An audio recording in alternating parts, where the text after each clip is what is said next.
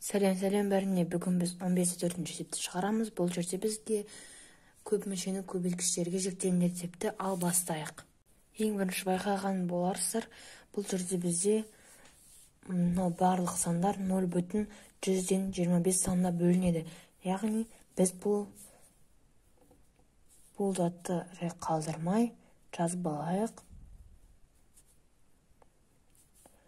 Жақын ішіне біз 0,125-ті 0,125 шығу үшін нешеге көбейтуіміз керек? Әрине де 0,15 санына көбейтеміз, m квадратқа азайтамыз.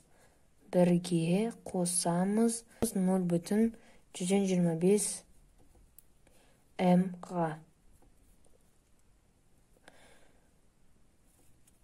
Сонда бізде осындай шығады. Екіншісінде бізге қарасақ, мына жерде бізде 328 саны 82 санына бөлінеді. Яғни біз жақының сыртына 82 санын жазып алайық.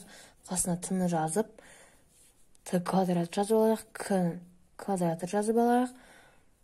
Жақшаның ішіне 82 k қосылған 1 жазып алайық. Яғни k-ның 2 дәрежесіне 1-ді қосқан кезде k-ның куб дәрежесі шығады. Үшіншісіне қарасақ, мына жерде бізде мынау санға мына сандар бөлінеді. Яғни бізге жақшаның ішіне осы сан жазып алып, қасына m-ның куб дәрежесін қойып, және де n-ның 5 дәрежесін қойсақ, жақшаның ішіне жазсақ, мына жерде қателесіп кетіпті. Мына жерде 82 саны емес 4 саны болады. Мұнда біз 0 мына сан шығу үшін біз 1-ді жазып аламыз, және де қасына m 3-ті жазамыз. Қосылған 0,09 санын жазып, қасына n 5-ті 3-ті жазып аламыз, азайтамыз 1-ден 1-ді. Азайтамыз 1-ді. Келесі төртіншісінде бізге қарап отырсақ, бұл жерде сандар бізде 0,18 санына бөлінеді. Ал бастайық жазып алайық 0,18-ті 9 дәрежесін және k-ны жазып алсақ болады. Қасына біз 2-ні жазсақ, дәл осы 1,6 саны шығады. Қасына t-ның 2 дәрежесі, k-ның 3 дәрежесін жазып қойайық. Азайтылған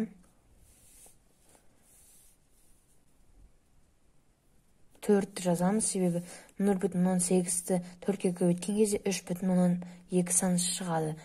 t және де қосылған бізде дәл осы санға бөлсек 1 шығады. Бесіншісінде бізде мұнда қарап отырсақ, мына сандар барлығы 7-ге бөлінеді. Ал жазып алайық. 7m квадрат. Мұнда 2-ге көбейтсек 14 саны шығады. m-ның 2 дәрежесін береміз, квадратты. Азайтылған 7-ның өзін береміз, n k-ны береміз. Және де қосылған жай ғана n.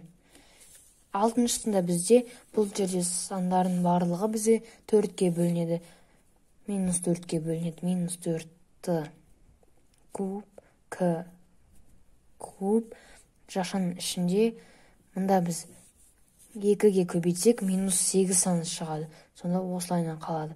Қасына t-ның 5 дәрежесін жазамыз. Және де біз y-ті жазамыз. Қосылған мұнда бізде минус 16 саны болады. минус 4 санын минус 16 санына көбейтсек, плюс 64 саны шығады. Қасына т-ның, к-ның 5 дәрежесін береміз, қосамыз. Бұл жерде бізде 1-ді, яғни 15-те 5-ші есепте ең оңай есептердің бірі. Бұл жерде бізде жақшаның ішіндегі сандарға, әріптерге қарап аламыз. Дәл соны жақшаның ішіне қалдырып жаза саламыз. Соның және де қасына осы жақшаның жанындағы сандарды жазамыз. Яғни 12 минусы қосылған 5. Осылай жаза саламыз. Екіншісінде бізде дәл солайынан оп-оңай тәсілдер. Қасына 14 қосылған x жақшаны жабамыз. Келесі екіншісінде бізде дәл солай осылай жазып аламыз, және де қасына минус 1,5 сан жазып, қосылған x қосылған 1. Төртіншісінде дәл солайынан жақшаның ішіне минус 8x жазып аламыз. Бесіншісінде с плюс д жақшаның ішіне x қосылған y қосылған 5 қосылған 5x y. Осылайынан жазып аламыз. Өте қатты оңай. Егер сіздерге ұнаса, лайк басып мені қолдап, подписаться етіп, тіркеліп кеттіңіздер. Егер сіздер мені қолдап жатсаңыздар, мен видеоны жиі түсіретін боламын, және де өте қатты қызықты қылып түсіндіретін боламын.